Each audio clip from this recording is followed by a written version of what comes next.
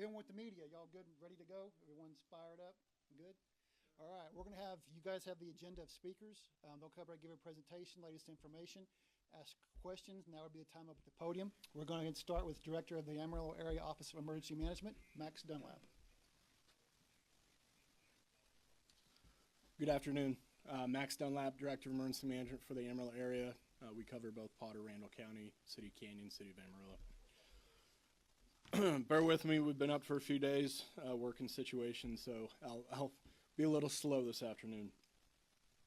So I want to start a little bit with some context of when we activated our Emergency Operations Center in response to these fires, which was actually the morning of the 26th, that we were starting to prep resources here locally and addressing issues here locally within Potter and Randall counties.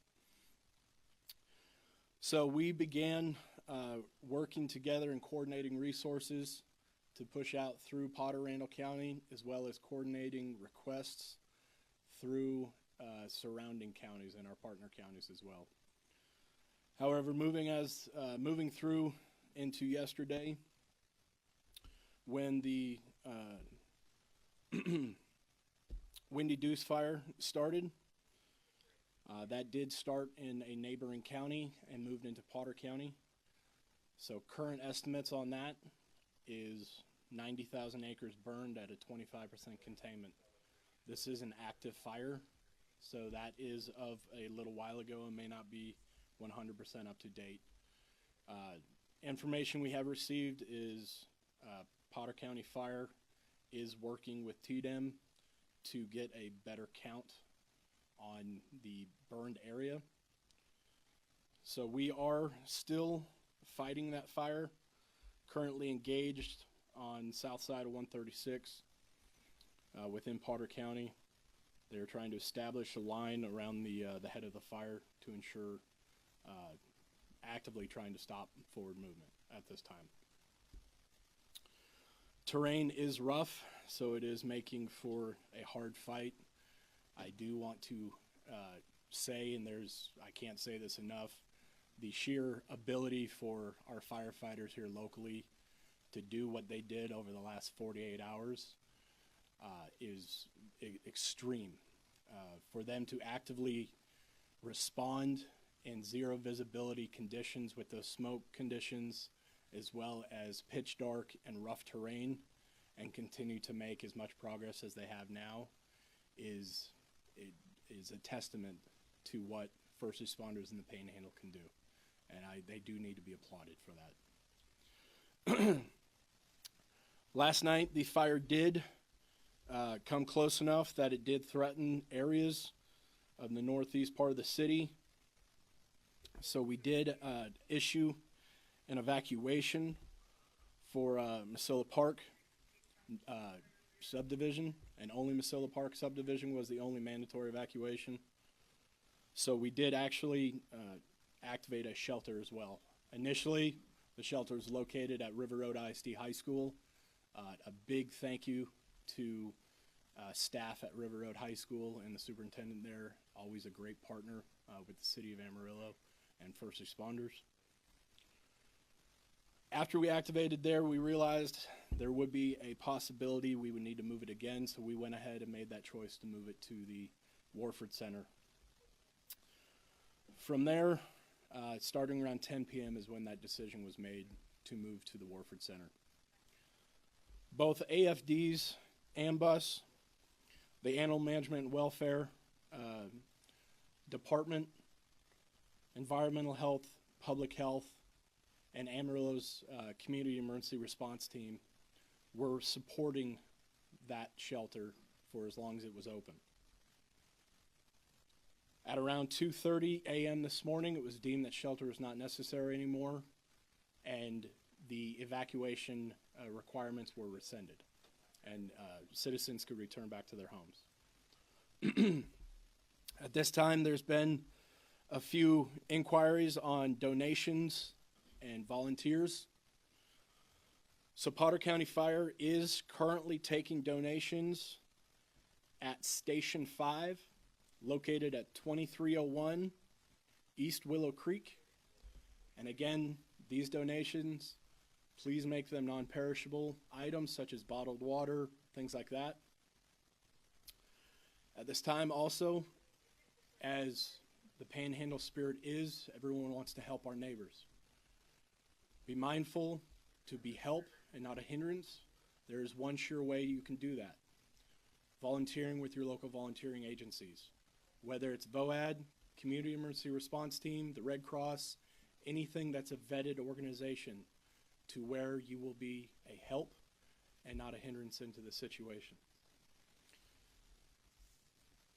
So due to the current 90,000 acres burned to this fire, we are asking that citizens of Potter County or even Randall County that have suffered burns in their property or anything like that, or damage, I should say, not burns, on their property, complete a damage assessment form.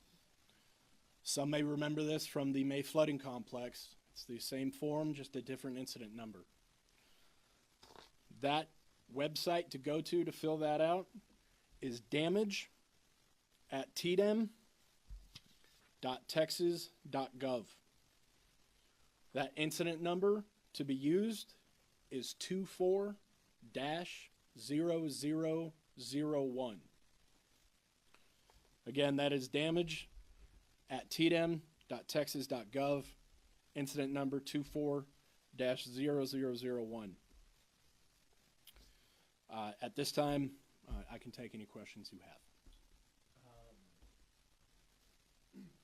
Is Pantex back to normal operations, and how close did the fire come to the facility?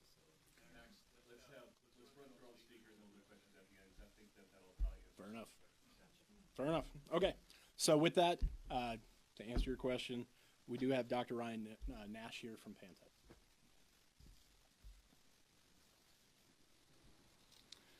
Hello, everybody. So I am Ryan Nash from the NNSA production office out of the Pantex plant.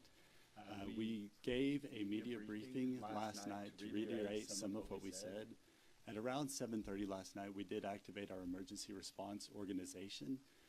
We did activate our Joint Information Center, which is in downtown Amarillo, so we were able to speak to many of you about some of the things that were going on. But the decision was made last night by our executive leadership team to go ahead and evacuate the non-essential members of the Pantex plant.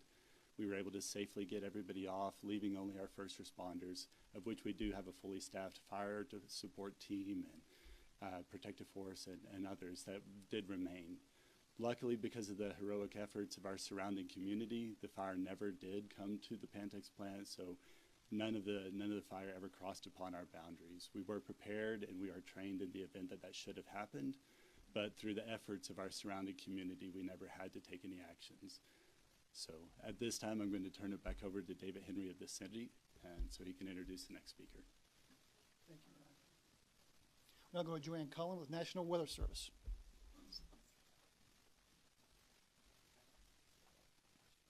Hi, I'm Joanne Cullen, the Warning Coordination Meteorologist with the National Weather Service, with a weather update. We did see a cold front that came through last night, brought that wind shift, of course, affected some of the fires. We are a little bit less breezy today, but that won't last very long. We do expect that there should be some moisture moving through overnight tonight into tomorrow morning. There could be a rain-snow mix that affects roughly the Amarillo area to the southern and eastern parts of the Panhandle. The rainfall amounts or snow amounts, precipitation amounts should not be very high. At best, maybe a couple of tenths of an inch at best, and that would be more snow, less than a tenth of an inch of rain. These rainfall amounts may provide a little relief for current fires, but won't for anything, won't provide any wetting ground for anything in the future. We do continue to dry out towards the weekend. The cool weather we're experiencing now will not last long. We will get back into the 70s over the weekend. The winds will continue to increase over the weekend, and we are monitoring conditions for Saturday and Sunday for another weekend of widespread critical fire weather danger across the Panhandle. Looking at probably a couple of days of red flag warnings issued for the area. Relative humidities will be around 10%, possibly less. Wind speeds should be sustained 20 to 30 miles an hour, gusting to 40, possibly 50 on some of those days. So we encourage everyone to remain vigilant, practice their fire safety tips. Don't toss out cigarettes. Watch what you're doing, and really remain vigilant of anything that may cause a spark. So with that, pass it over to you. We have our individual panel members are available for questions. If you want to ask now, feel free. What resources are we sending to Fritz Canadian? So over the past few days, multiple strike teams have been assembled, both with state assistance as well as local here. AFD has sent multiple trucks as well. So AFD has sent, Randall County has sent vehicles up here to Potter County and assist with them.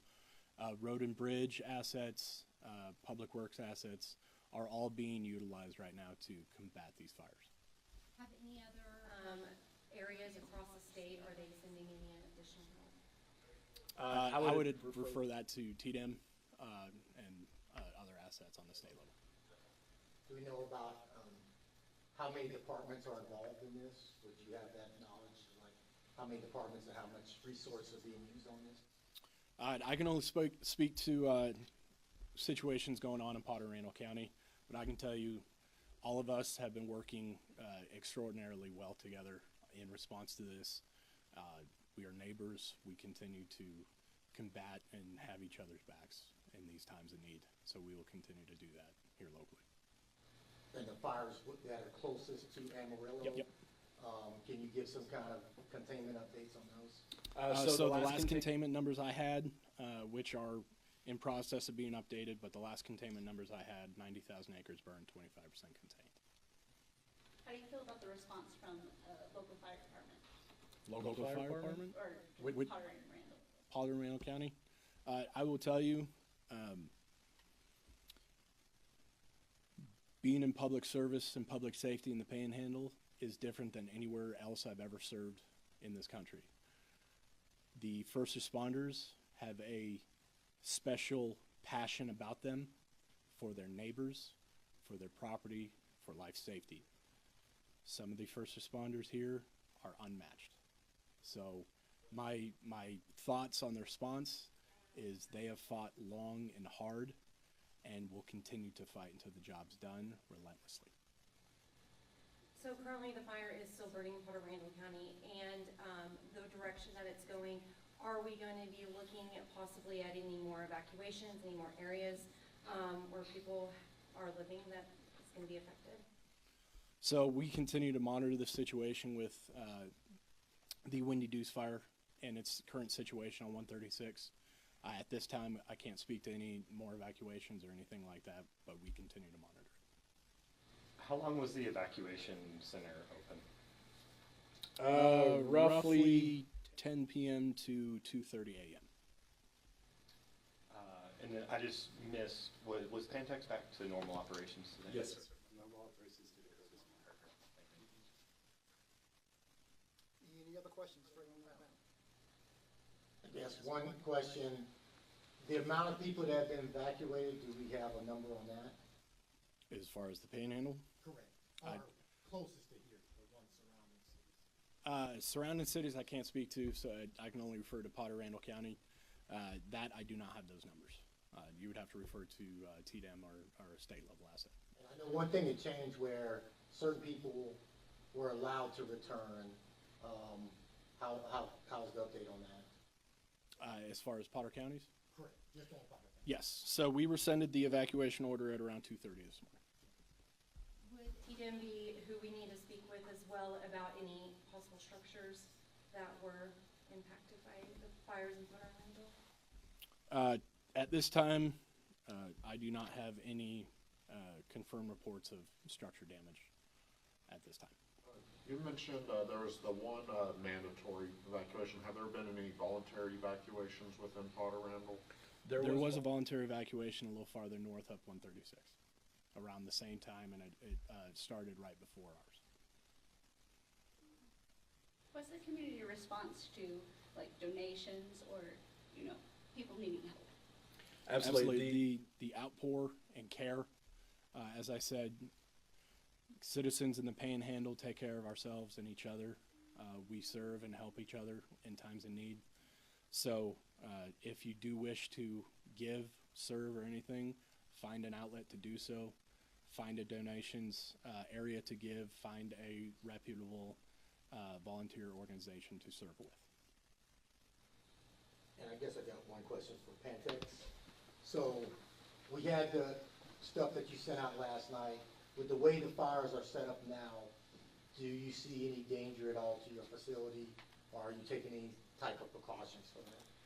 So we remain 24/7 staffed with our first responders. We do have an in-house fire department, paramedics, all of these things, which we do have mutual aid agreements to where we can support our local communities as well. Due to the time buffer that our local communities gave us, we were very well prepared. So in the event that this fire were to spark back up again, we remain ready to handle that. Any other questions for anyone on the panel? All right, thank you for coming, everybody. Thank you. Thank you.